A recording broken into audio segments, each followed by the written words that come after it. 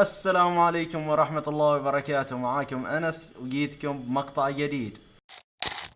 قبل لا نبدأ في المقطع حاب أنوه أنه راح يكون نظام تنزيل المقاطع كل أحد مقطع جديد في تمام الساعة 7:30 مساء.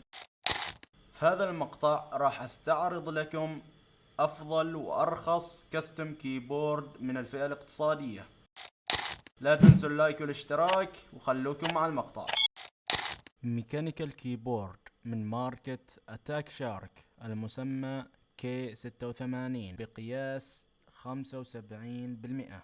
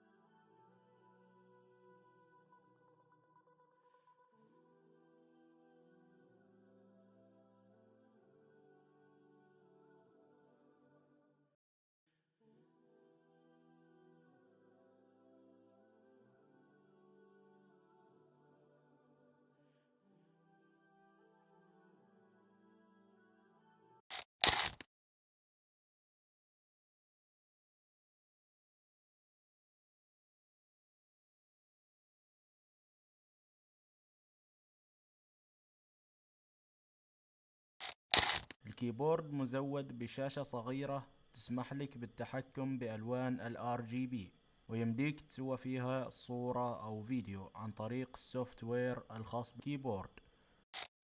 ويحتوي الكيبورد على سكرول لتتحكم بالشاشة. يحتوي الكيبورد على مساند لرفعه لراحة أكثر عند الكتابة.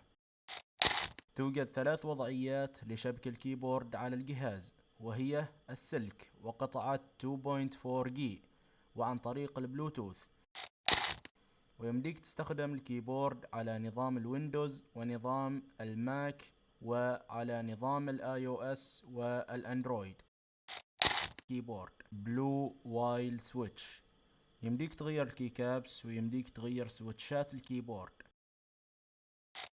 ولكن شكل الكيكابس ما عاجبني فخلني اغير الكيكابس.